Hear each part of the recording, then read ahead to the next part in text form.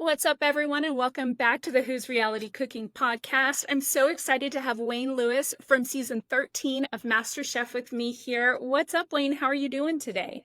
I'm doing great. Super happy to talk with you today and yeah, talk all things MasterChef. And let me tell you, I mean, before we even start, I mean, it's definitely changed my world a little bit. I mean, I have like 100-person catering gig on Saturday. I was like out shopping all day for, so that stuff wasn't happening before MasterChef. So yeah, it was a great experience, I guess you could say. I think that's so great, and I want to hear so much about it. And I took 6 pages of notes, so we may have to have you come back at some point and talk about more because you got so much airtime, which I think is so great. But I definitely want to talk about the way you were edited and how you felt about all of that. And like I said, I have so many questions for you. I want to kind of dive into my first main question of, what were you doing before the show? Mhm. And now outside of your 100-person catering gig this weekend, what does your daily routine look like now? Sure. So before the show, was and still am a business owner. I own a media company. We've got 16, 17 employees, and we put on events, and we've got magazines and digital stuff and all that. So, and I had kind of stepped back. I have a great CEO that runs the team, and I'd kind of stepped back from my day to day, and was looking for new trouble to get into.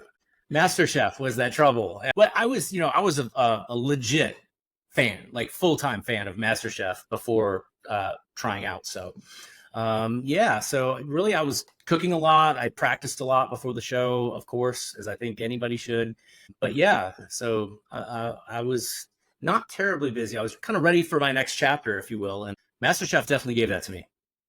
Oh, that's so great to hear. And since you said you practice a lot, I'm going to skip ahead. Anyone listening or watching, I always send the questions ahead of time because I want Wayne to feel really comfortable and not feel like he's going to get in trouble saying things that he's not supposed to say. So I'm going to skip ahead to the cake because you Ah, said that you had practiced a lot. Holy hell, that cake, you got the hardest cake. What did you practice at home when it came to baking? Were you prepared for that? yeah, I mean, I think when you practice, you have, as if you watch the show, right? There's certain things you have to practice, like souffles, right? And risotto. Oh, wait, maybe not risotto, but we can get to that. But like in terms of desserts, I mean, you need to have a few in your pocket, kind of ready to go. And so this was a really interesting challenge because I practiced making a Buckeye cake to represent Ohio, which is like chocolate, peanut butter, and all that. And of course, we walk into the challenge and we see, all of these cakes celebrating the, I think, 250th show anniversary. And we were like, of course, there's a curveball. Kennedy gets to pick all the cakes. And I got to tell you, there were maybe two, three, maybe four genuinely, I would say, easier cakes. But there were a lot of hard cakes. Mine was not, I mean, that's great that Gordon said mine was the hardest or whatever. I mean, there were a lot of, not a lot of separate components, just a lot of individual layers, if you will, right? I mean, my cake was basically essentially, ganache, filling, and cake. And so there wasn't a lot of decorative type of work to do. Not that I did it very well, anyways, to be honest. So there were a lot of hard cakes, but I had enough pans and I just got it in the oven and it cooked fast and I tried not to topple it over. That was my biggest worry, was that the cake was just going to go, Eiffel Tower all the way on me. So that would have been the end of my journey. Of course, if your food hits the ground, you're done. So that Yeah. was for me my biggest pain point. And how did you get, so there were 9 layers, is that correct? Yes. How did you get all of those pans in the oven? Did you have to like stack Stack them? them. How did you Yeah. Yeah. So there were like, 3 or 4 pans on the rack. And then I didn't want to put them on the bottom rack because the temperature would be too different. And so I just Yeah. started making a little pyramid of pans inside the oven. And it worked. I mean, they must have measured the oven to know I could have fit them, because if I couldn't have, I couldn't have made the cake. Yeah.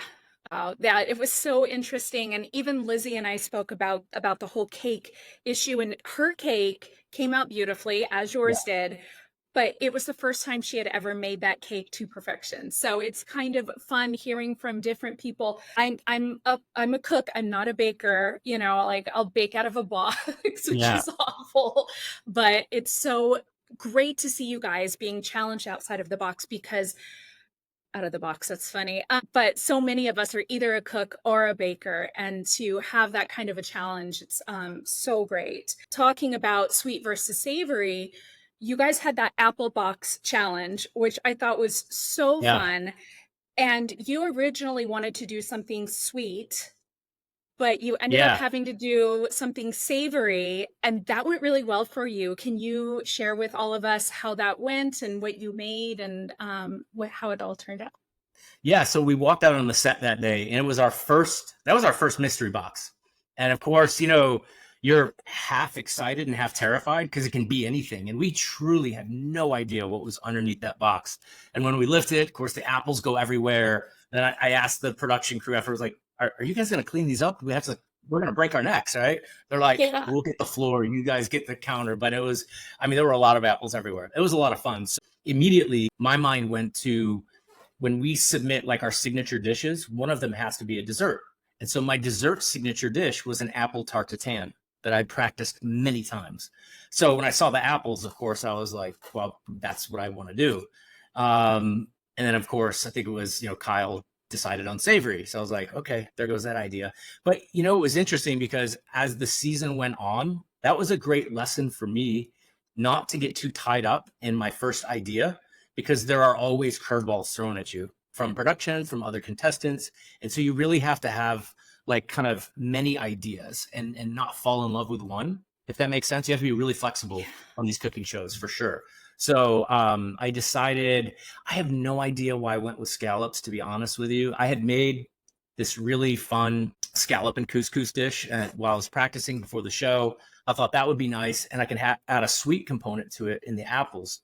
And so I made an apple puree. I roasted some apples. I sauteed some different apples. And so I kind of used apples three-way.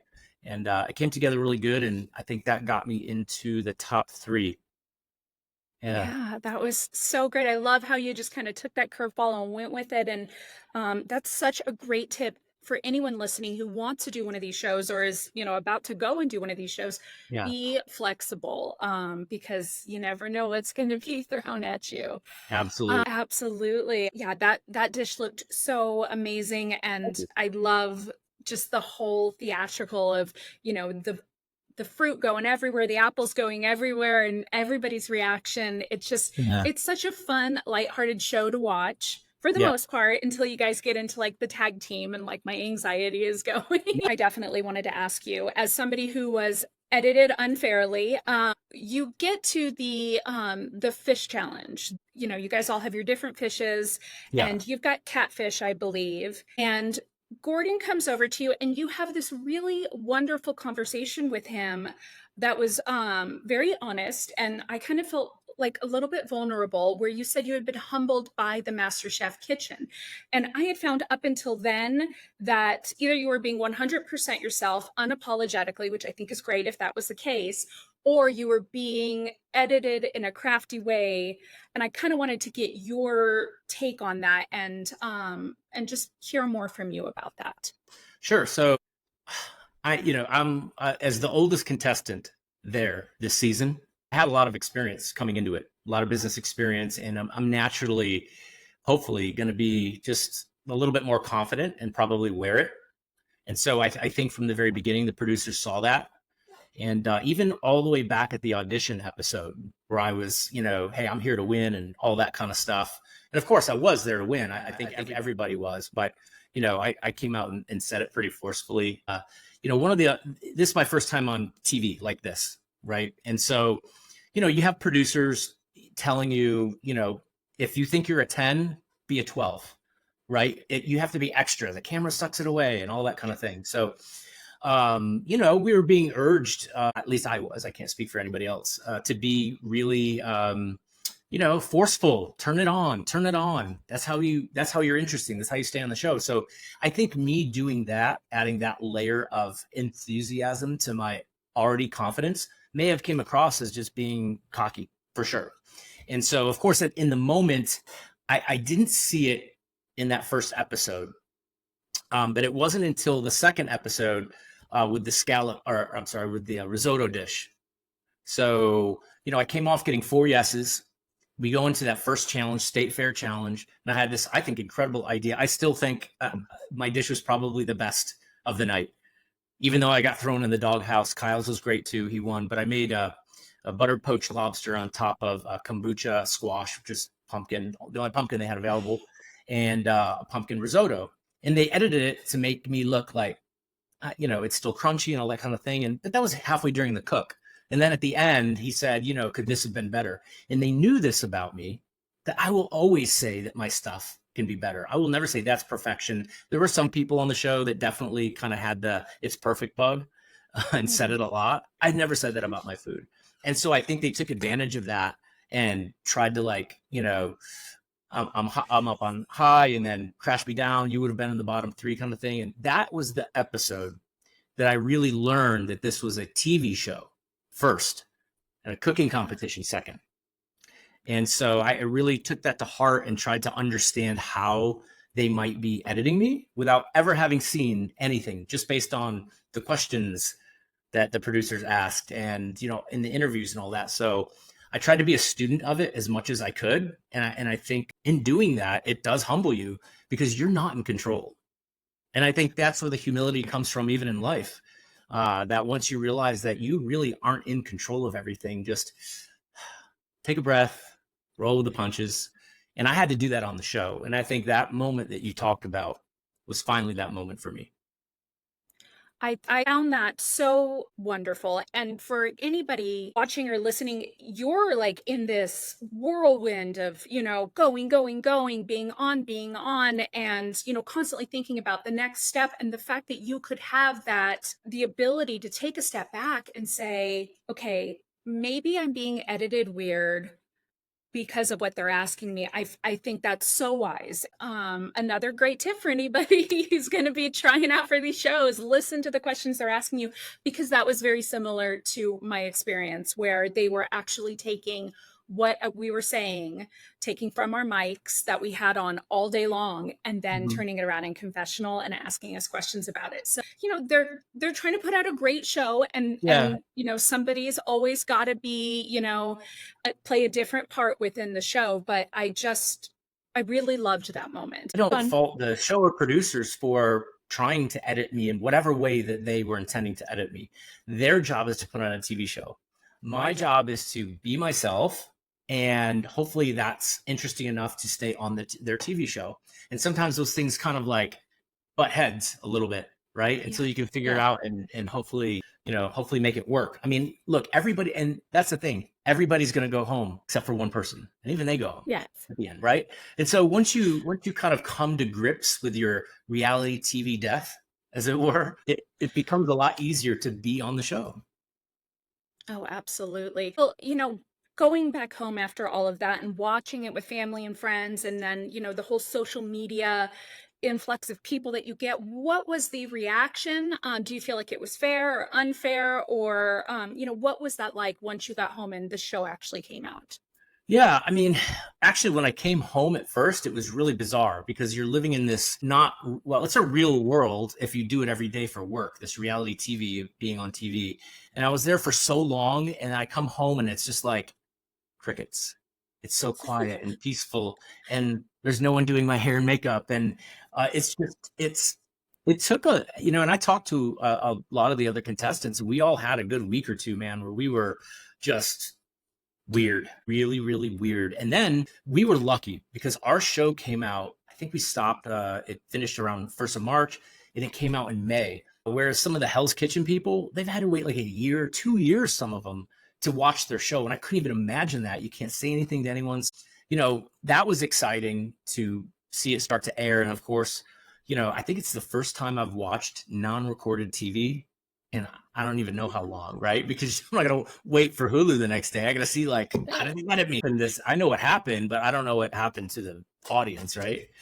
So yeah, it was good. I mean, my reaction, my wife was like, don't read anything online, especially not Reddit, because the internet can be a very brutal place. It often is.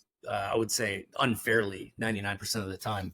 And I know that some of our contestants this season got really beat up and shoot up online totally unfairly. You don't know these people. I have thick skin, so I read stuff, and I think, the response to me was, yeah, he can be a little bit arrogant maybe in the beginning, but he can cook, and so that's me. I'm not a super warm and fuzzy guy. This is just, I'm not Chris Farley. Yeah, Yeah. and to speak on, arrogance or cockiness, and no one would ever fault a Gordon Ramsay or an Aaron Sanchez or anybody who's, a big chef. No one would fault them for having that attitude. In fact, they'd actually expect it. So it's almost as if you went into it at that next level where you were, ready for it. And I don't know. I loved it. I loved the performance. And I loved how you kind of grew into your character, so to speak. Thank you. I mean, look, you said it. The chefs say it. They tell us, be confident in your food, cook with confidence, stand behind your food. And Yeah. so, when you're hearing that from producers, when you're hearing that from the judges, and not everybody actually does it. Some people were very not confident, and I think that hurt them this season. And so, you just have to, I think, have the emotional maturity to understand the difference between, confidence and ignorance. And Yes.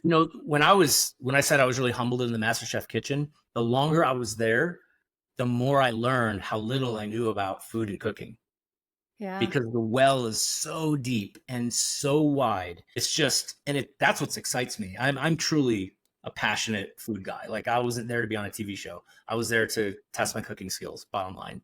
And so that has actually even invigorated my love for food even more, being on the show and not winning. So yeah, I'd go back.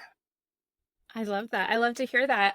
Anything in the works? Any other shows that have, reached out to you? No, I mean, I did apply for Next Level Chef, but they don't. The Gordon Ramsay universe doesn't do crossovers. They've not done it Yeah. yet. They don't use contestants from one show and another, which I think is a huge mistake. I mean, if you watch I shouldn't admit this, but I am roped into watching The Bachelor and The Bachelorette and all of those ABC shows. And they cross pollinate Dancing with the Stars, and it's great because the audience has people that they know that are on the show, versus every Yeah. season it's a completely cast of brand new people that no one really knows, and frankly don't get a lot of time to get to know most of them. So there's that. I doubt that'll happen. If they do a back to win, I'd do that. But honestly, I'm just really focused on getting better at cooking still today. That's my number one focus. It's not making money in food. Yes, I'm doing events. I've got a catering business set up and all that. But I crave getting better at food. And wherever that leads me, we'll see. I'm not that old. So. I love that. I do hope they do a crossover. It would be so great to do maybe season 5 of Next Level Chef and have only people from MasterChef, and then maybe, flip it the other way. Yeah, Hopeful, even if hopeful. it were a Gordon, if you couple. hear us. And if, like, Yeah. you could have, like, because they have pro chefs, right, on Next Level. And so they could have Yeah. the pros from Hell's Kitchen face off against, some top 5 or top 10, a handful of people from MasterChef. And then the middle are the brand new people, the Joes, right? Pros versus Joes kind of Yeah. thing. So, like, yeah, I'm just putting my production hat on. If you're listening out there, No, I'm I love it. producers. I love it. Yeah, if you're listening, come on, we need something like this. In the trial by fire challenge, Jennifer was the team lead. Mhm. It was 2 different groups. So it was Jennifer's region, which remind me that was South, yep.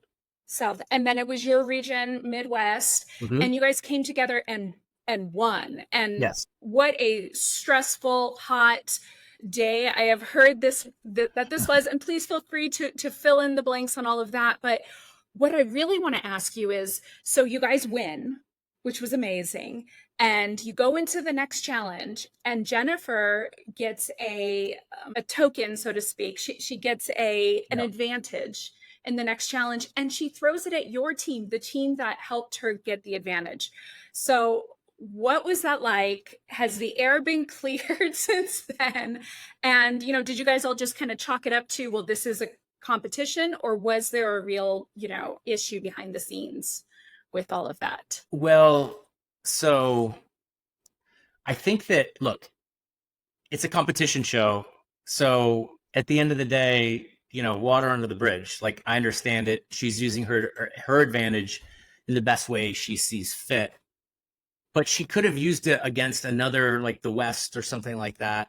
You know, we had all of our people still. The South had all of their people still. I think the West was just down one, but they had a lot of they had some really strong cooks.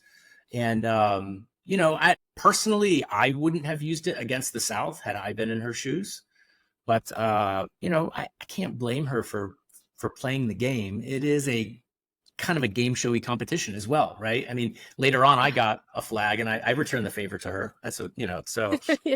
But yeah, that was a crazy challenge because that was our first field challenge. You know, none of us have ever served like 100 people coming in a stream like that, and it was, we really got no directions on what to do. It's like, here's your kitchen, here's some choices, come up with some food, and you're going to serve 100 people in 2 hours.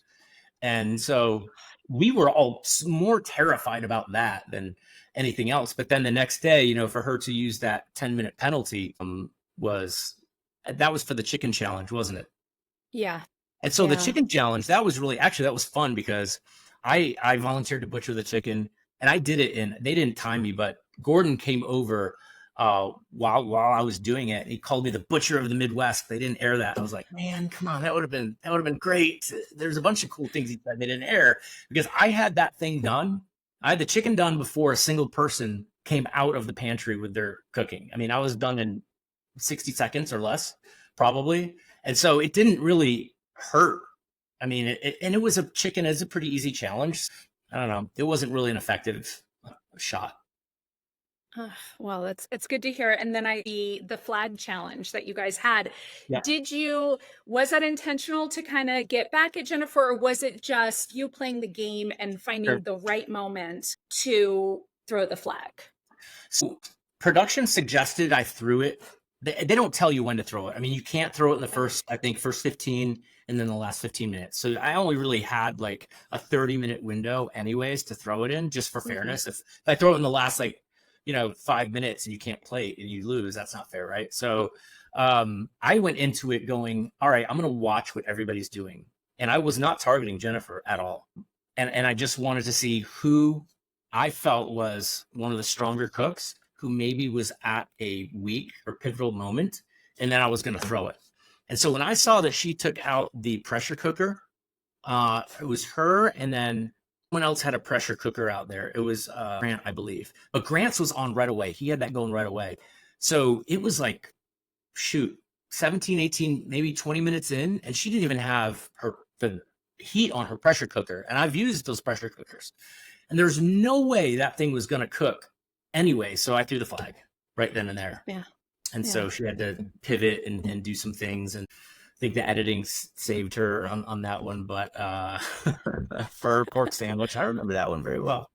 But no, I wasn't targeting her directly. But I thought she was definitely one of the stronger cooks. Very, very good at plating. And, it's a competition. Yeah. No, that's great to hear. I really want to talk about the Dodger Stadium moment. And did I hear correctly that you play baseball? Yeah, I played in college for a few years. Then I played in our amateur adult baseball league for 15 or 20 years. I'm in the Hall of Fame for that. But I love baseball. Like, I played every weekend basically my entire adult life. So I just recently retired. So yeah, and I'm a huge Yankees fan. But when we rolled into Dodger Stadium, that was pretty freaking awesome. That was cool. Yeah. What was that like walking out onto was that your first time on a big professional field like that, or was that old hat for you? Oh no, I go to tournaments in either Florida or Arizona every year. We play on pro fields and stuff. And, so I've been on a field, just never one with a kitchen in the middle, and Freddie Freeman putting fly balls over Gordon Ramsay's head in left and right field. That was kind of, we didn't know that was happening. We heard crack and we saw some balls fly, and we look, and there's Gordon. He might be good at soccer, but let me tell you, his baseball skills leave a lot to be desired. Joe's there feeding the pitching machine. It was a comedy setup. It was really awesome though. Oh, was it epic or was it sacrilegious that Gordon threw food, as he always does, but on the Dodger field? Was that, how do you see it? I mean, it was expected. But frankly, Okay. fans throw hot dogs at players on the field. Yeah, So true. it's not like food has never found its way onto Dodger Stadium field. That was totally expected that he would throw food in every Yeah. challenge, which he did. So yeah, if you watch the show, you just don't want it to be your food that you cook that he's throwing and calling you, Yeah. all of his pet names. So Another one of the big challenges was the patio grilling episode. And I have a lot of questions about that. Some of them I'm going to hold for Colby because we will have him on the show as well. But I wanted to find out, what did you make? And also, were you guys really in front of the MasterChef kitchen, or was it just made up to look like that, or are you not allowed to tell us? no, we were. So it's an outside, like they have a whole patio set up. That's like it's at the studio outside, and they had all the grills set up, and yeah. So it's not the normal soundstage, I guess. It was right there, so it was nice. We didn't have to get on a bus at 4 a.m. and drive for an hour or two. So that was good. That was good. So yeah, we walk out, and when we kind of walked off set, like out the back doors, we kind of knew like, all right, I think actually I shouldn't. I can say this. It's not like a production secret, but like when we were hanging out at the studio days before, maybe a week before, and people are on their cigarette breaks. I don't smoke, but I still would go outside and just to be in the sunshine while we're waiting. We spied a truck full of charcoal, which is funny because it turns out that the grills weren't charcoal powered, but we were all convinced that, okay, the grilling challenge is coming up. It was funny because we got it, but it wasn't like a charcoal grill. Thank goodness. That would have been a lot harder. So yeah, we went out there, and we have a lot more limit on what's available. Like our pantry is much smaller out there, and the protein choices were fewer and far between. Yeah, I selected to do a surf and turf, Mexican style. We eat a lot of Mexican food here in Ohio. It's our number one. It's Mexican food's bigger than pizza now. Yeah, I wanted to pay some homage to that. We eat it all the time. So I did a New York strip on the grill. I marinated the shrimp. I made a green salsa verde cruda, which is like a raw with tomatillos, and it's really delicious in the sauce.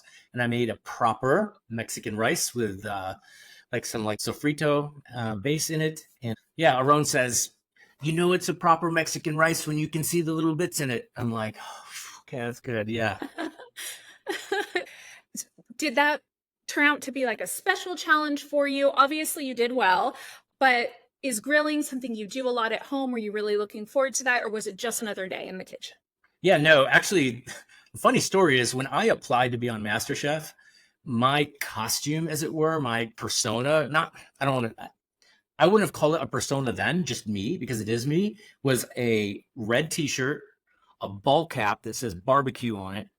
And I'm a barbecue guy. I'm a low and slow. I've got a big offset smoker. I've got all the grills. So yeah, for me, grilling and all that is definitely second nature. So I was very comfortable there. But then during, I think, my first interview, they said, take your hat off.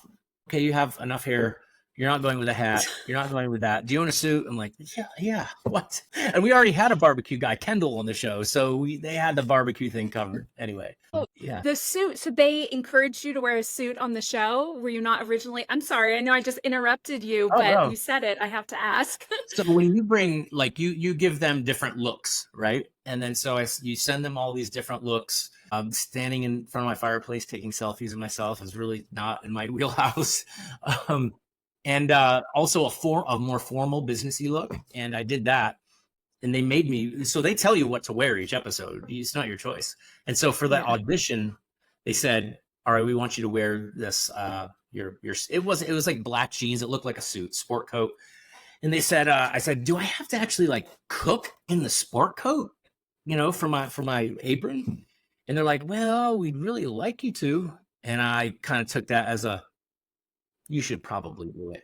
And that's where I figured out, like, okay, I figured out what character bucket I truly was going to be in. Like the middle-aged business guy, the guy with business experience, looked the part. But they said I wouldn't have to wear a suit the rest of the season. So I was like, okay, I'll do it. Thank goodness. Moving into the restaurant takeover challenge, you led your team to the Yeah. win. And it seemed like such a stressful challenge. I was having anxiety just watching you guys. But how did you guys unwind after that? Did you guys actually get to stay at the hotel and gamble, or were you guys just shuttled back to the studio? Like, what was that like for you guys? You're kidding, right? Did we have fun? I mean, So after, not. that was the most brutal day of filming, I think, that we had yet. Because first of all, it's I think 2.5 hours away from LA where we were shooting, and so we were on those buses at like 3:30, 4 in the morning or something like that. And we get there and we got to walk through the casino a whole bunch with cameras, doing all of these this B-roll type of footage.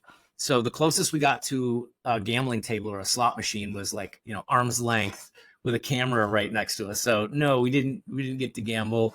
And then so yeah, we go in there and they tell us what, it's obviously we know it's the restaurant takeover. We're all super excited and a little bit nervous, and we get our white jackets on.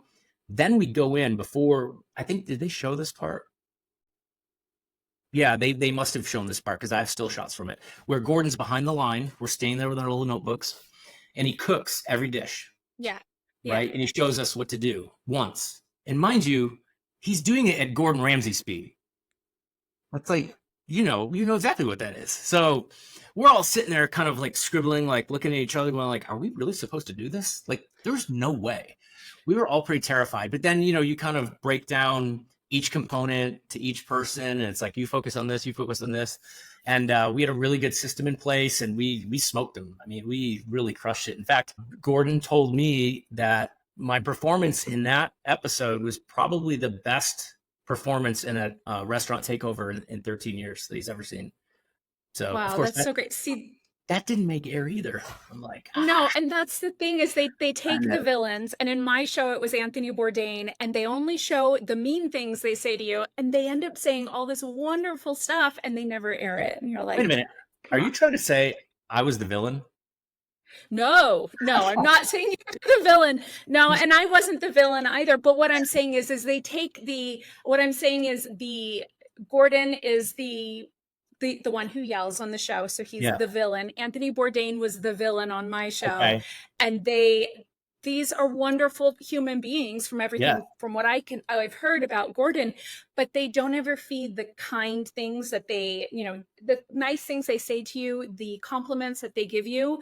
They don't air that. They only air the throwing of your food or spitting it out or something horrible like Yeah, that. and I So mean, yeah, and I understand some of it because they have to, like, during our challenge, it was so obvious that we were winning so easily that they yeah. didn't really give us a lot of airtime on our team.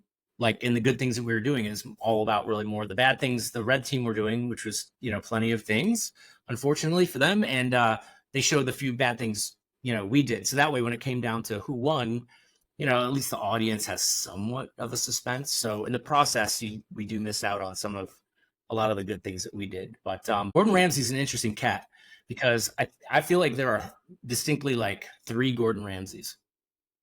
I think there are three different Gordons inside that jacket. First is Junior. When he does MasterChef Junior, he's, soft touch. Then there's the regular MasterChef kitchen, and he's very mentory. I think he's like that a lot. He's very similar on Next Level Chef as he is on MasterChef in the kitchen. But let me tell you, that restaurant takeover, he becomes Hell's Kitchen Gordon Ramsay. When he puts that white jacket on, he's just at a totally different gear. Totally different gear. He is so locked in and serious, and it is not an act. I can tell you because the stuff that wasn't filmed and everything that was going on, that man 100% cares about everything being absolute perfection. And so, yeah, that's a hard standard to live up to, especially with lights and camera and actual diners. That was very intense. But I'll tell you, in the moment of actually doing it, you don't have time to be nervous. I Yeah. mean, you just don't have time to be nervous. It was a big relief afterwards. And then literally, let's see, Sav said her goodbyes. We, went off set, got unhooked, had a little something to eat, and got back in the bus and drove 2 hours home. And Oh I my I don't know gosh. if we got home at like 1 in the morning or something crazy like that. And so, yeah, that was really physically and emotionally. I was smoked after that, and that really rolled into uh my that next challenge where I went home. That really did. I was pretty smoked. So the next challenge when you went home, did you feel like that wave of exhaustion that we hear so much from so many contestants where you're going, going, going, and Yeah. then it's like, I've got no more energy? Yeah, yeah. We it's not a secret out there that, we spend some time in between episodes in the test kitchen, getting to practice and whatnot. And it's not like they're telling, oh, you're gonna do this in the next episode. It's just like, all right, practice something or maybe practice one of these couple things, right? And I was just lost. It was like I had always had great cooks in the test kitchen. I never needed help. I knew exactly what I was gonna do. But that one, I think I was walking around the kitchen with a lobster in my hand for like 5 minutes, not knowing what I was gonna. I had no idea what I was gonna do. I was just gone. And I remember one of the members of the whole ceremony, but one of the members of the kitchen team, the culinary staff, kind of grabbed a hold of me and she said, "I've been on reality shows too. I know exactly what this is like. You're allowed to have a bad cook. Make it here and not out there." And it was just like, Yeah. okay. And I went and made my dish, and then went on the episode the next day, or maybe it was like the next day, and went home. So yeah, If someone was to watch just one episode of yeah. MasterChef of your season, which one would you want them to watch? Oh, that's a tough one. My favorite dish I made was actually my audition dish because it was really the only dish that was mine on that show. Everything else you're cooking. Here's the challenge. Here's the mystery. Here's what it is, and that's the show. And that's why I was really bummed about not making the finale, because that would have been my chance to put my food on a plate. And so Yeah. my audition dish was that venison dish. I thought it was really, really beautiful. I was very, very happy with that. Made it many times at home. It wasn't just a dish that hey, this looks pretty to do on TV. Like, we've eaten that dish many times at home. So that was real for me, and I do hunt and I do harvest the deer and I do, try to use it all. And that's important, I think. And so, yeah, that dish actually, like, I didn't have a lot of stories on the show. I grew up cooking with my mom or my grandma or these types of stories. I mean, for me, that was like my one kind of like, yes, this is like a real deal in my life. So I was really pleased with that dish. But it's I made a jerk chicken dish that didn't get on the chicken episode that no one ever saw. I was actually really pleased with the risotto dish, but I know now, just don't do risotto, because they're gonna find a way to say, like, you just don't ever cook risotto for Joe Bastianich, just like you don't do tacos for Aaron. And I'm like, it was good. Yeah, I really was just kind of bummed that I didn't get into the finale. I was so close, but I knew in the pasta challenge that I was going home. Before the challenge ever started, I knew I was going to be going home, because the producer hat in me says there's zero chance that they're going to have two white middle-aged guys in the finale out of three people. Not going to happen. Not today. And No, so not today. I knew Grant is pasta is his thing. Like, I'm not going to out pasta Grant, right? And he's a great cook. Deserved to win. Deserved everything he got. But I knew that, like, my storyline has come to an end here. And it was funny because, if you go online, everybody thought I was going to be in the finale, like, up until that Yeah. point. Because I actually, and Gordon told me this on my exit on camera, wasn't aired. I mean, I had the winningest record of anybody on the show, even Grant. I won every single group challenge, more individual, more top threes. So yeah, I was in the bottom one time, but that didn't matter, because at the end of the day, it's about, getting the finale and winning. I was really, really happy with everything. I told myself when I got on the show, I'll never forget, the psychologist, you do these interviews and they ask you, what is your biggest fear about going on the show? I said, getting my apron and going home first. Yeah. He's like, well, somebody has to. I'm like, I know, I just don't want it to be me.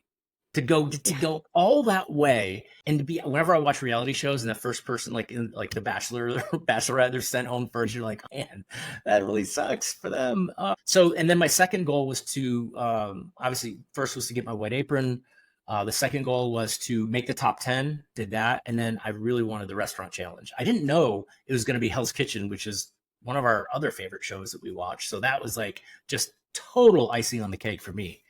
And so once I had those three things, I mean, all that was left was to be in the finale, and that didn't happen for me, but I got a lot out of the experience, I'll just say. Yeah, and you got a lot of airtime. I would say more with my 6 pages of notes. I would say you probably got the most airtime out of anyone. And you were so much fun to watch. Thank And you. it was just such a fun season. And I really hope that they do a crossover because I think you would be really great on Next Level. That would be a really fun thing. But you'd have to. It's not filmed here in the States. If I you know it's in listen to the Ireland. podcast, That's yeah. look, I have my passport. It's ready to go. Yeah. So I've Come been on, watching Gordon. that show. Oh my Oh gosh. man. Well, are you still in contact with anyone from the show? Are you guys still chatting? What's that like? Yeah, I mean, I definitely stay in contact with a few people from the show. This was, I think, while the show was it. While, sorry, my dog's going nuts in the It's background. okay. It's a puppy. It's our little, his actual name is Bear. Come here, Bear Ramsey Lewis. Of course, we had to, put the Ramsey in there because he's I a love little it. wild child. But no, I went with Kendall to one of his barbecue grilling things and tried one of the steak cooking competitions with him, and he did awesome. I sucked. It was terrible. It was my first one ever. But yeah, I've hung out with him, and I talk with Lizzie all the time, and Madam Donut, and a bunch of the other folks. So, and then I talk with Grant because we both do pop up dinners. So I've definitely shared some kind of insights and tried to squeeze his brain a little bit on that stuff. So yeah, it's been Oh, great. Met a that's lot of great. really cool people, and like I've said this on other podcasts, and it's so true. My biggest learning point from the season was just how powerful a common thing is to people who are very different. And for us, it was Yeah. food, right? You've Yes. got people from all walks of life, different politics, different cultures in some senses, right? And it didn't matter. I mean, we all got along so well, and I think that common bond of food is just that powerful. And I really wish people would focus more on those sorts of things instead of all the other things, because we do have a Yeah. lot in common. So No, I totally agree. And that's probably first of all, it's the constant across all of the different episodes and everyone I've interviewed is just this love for, I finally am in this group of people who are all as yeah, obsessed with food as I am, and nobody's rolling their eyes or glazing over like, maybe your family right, might. And yeah, and for me, that was the big thing as well. And yeah, it's just I'm getting goosebumps. It's just such an amazing experience to be in the same room with a ton of people who love what you love. And maybe one day we'll have a show like that. But I think people want drama. People want food yeah. thrown. But So but do they? I mean, if I don't know. here's something I will say, a critique about I think reality TV in general, but cooking reality TV specifically. And then I think it's become too game showified. I think the Yeah. producers just really believe that people want to see all this drama and all these other things when Food Network got its start just by showing people who are interested in food how to cook. I Yeah. mean, I can't tell you if you go on Reddit and if you go online and you actually listen to fans, meaning people who watch the show every year, they will all tell you about MasterChef. We want the pressure tests back because it was a greater test of the cook's skill. It made it less prone to, maybe editing theatrics. It's like you had to cook twice to go home poorly, right? And so Right. I think just so many of these shows are just, let's see how ridiculous of a basket of ingredients we can put in these people's hands. And it's just, I don't know, like, have we had enough of that yet? I don't want this to be my Jerry Maguire moment where I get blackballed from ever being on TV again. But I really believe that it's time to get back to how it's supposed to be. It's the love of the game. It's the love of food. It's the love of cooking, and leave it to that. And I know some of the other Master Chefs, Australia does that. That show is on like every night of the week. It's like a sitcom. It's unbelievable. But I'm not going to tell anybody how to do their jobs. Obviously, they've got millions of viewers. But just as someone who's a fan of the genre, I'd love it to Yeah. see it be more about food going forward. That's just me. I totally agree. And you might want to check out School of Chocolate because no one goes home. Okay. But they did villainize someone to the point where she almost broke down here on the podcast. So it's like we're taking, one step forward and half a step back, where it's like, okay, it's about cooking and or baking in this case. And if you lose that episode, you get more time learning from the pros, which is Yeah. amazing. Not that these people weren't pros, but from, the judge, but then the fact that they still villainize. So I hope that we get to a point where it is more about the food and it is more about the learning and the camaraderie and the excitement. Yeah, I agree. And the thing is, everybody has a story to tell. Everybody. I think it was 60 Minutes back in like the 80s tried this experiment, and they just pick up a random phone book, white pages, and they would call a random person, get them to agree to be on the show, and then they go and interview them. And these interviews are unreal. Like everybody, if you have a good interviewer, good production, right? Yes. You can pull everybody's story out, and there's something humanizing about everybody, and there's something tragic about everybody, there's something heroic about everybody. And I think that exists already. We don't need any of the other gimmicks, just that and great cooking, and to see a progression, to see people go from here to ending up here at the end of the season. That person deserves to win. I don't know, rant over. So what are you doing now? Where are you cooking now? Where can we follow you? Just take this time to really plug yourself and tell us whatever you want us to hear. Okay, so gosh, a lot to plug. So I'm doing pop-up dinners. I love doing that. This is my third one coming up. It's about 3 weeks. I've sold out the first two. Hopefully this one sells out as well. It's a Caribbean themed menu. It's 6 courses, a 6 course tasting menu. I mean, we're flying in fresh mahi the day of the event from the Gulf. I mean, it's going to be really, really special. So, and we're fortunate we get to travel a lot to the Caribbean. Aruba is one of our favorite places in the world. So I love eating that food. And I just love the chance to cook it for people, because in Columbus, Ohio, it's not like we have a lot of that kind of food around, right? So I'm doing the pop-up dinners. I started a catering company. We're doing that a little bit different too. So we have a lot of really successful catering companies here in Columbus. It's very buffet style.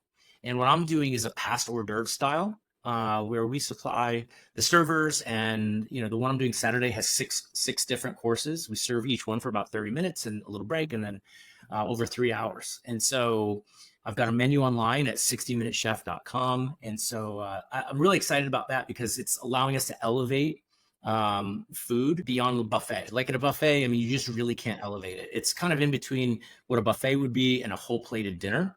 And so you're getting those little touches of detail, which I'm just a big fan of. So yeah, doing that, selling t-shirts. I designed this t-shirt, and I've got 4 or 5 designs. I need one. Do you make those in women's? Because I need the Needs Salt t-shirts. So great. So they're all unisex, but I mean, I've had plenty of women get these shirts, so I don't have All to right.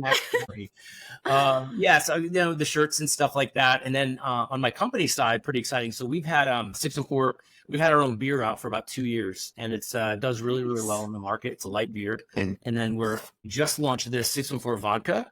And so Nice. it's a brand extension for our 614 Media Group. And so we've got this, or it's in stores now all over Columbus. Yeah, there's a lot going on. We're going to be getting into the podcast game, where I'm actually spent early in the week. We're building a whole studio, a green screen studio in our office space. And we're going to be getting into the podcast game. So I might even be doing a food show. You'll have to see. Nice. Yeah, well, let us know, and we will do everything we can do to, support you and to promote it for you. And I'm glad you're having a studio. You're not in my dining room here. Yeah, I'm in my kitchen right now, so this is I right. know. I figure it's themed. It works. But Yeah. yeah, no, that sounds so great. And can you share and we'll put it all in the show notes for anybody in the car right now, but can you please share your social media handles so that we can follow you and watch what you're doing and just be part of the fun? Absolutely. So my social handle on Instagram is 60 Minute Chef. And I picked that name because, after the show ended, I was just, when I went on the show, I was just Wayne Lewis. Like, okay. And then, I thought I need to, how can I theme kind of my experience and what I've done? I'm like, all right, well, we had to cook in 60 minutes. So how about 60 Minute Chef? So I kind of pulled that inspired that from the MasterChef experience. So 60-Minute Chef on Instagram and I think TikTok. I don't do a ton there. And then my website is 60minutechef.com as well. And it's got links to like kitchenvibes.us is where I sell my t-shirts and my tickets. It's just, it's too much. I'm getting too old for this. Kidding. Well, you're doing so great, I'm so and with all of busy. this going on, I can't believe you were actually able to carve out an hour to chat with me. And thank you so much. It's just this has been so much fun, and I've learned so much from you, and I can't wait to see what you're gonna do next. Well, I appreciate it. Thank you for doing this podcast. It's always fun to talk about your experiences in life with total strangers, and hopefully someone can, learn something from that. Absolutely. Well, everyone, please check out all of Wayne's information. It's all in the show notes. Check out his website, 60minutechef.com, and stay tuned to the next episode of Who's Reality Cooking. Bye.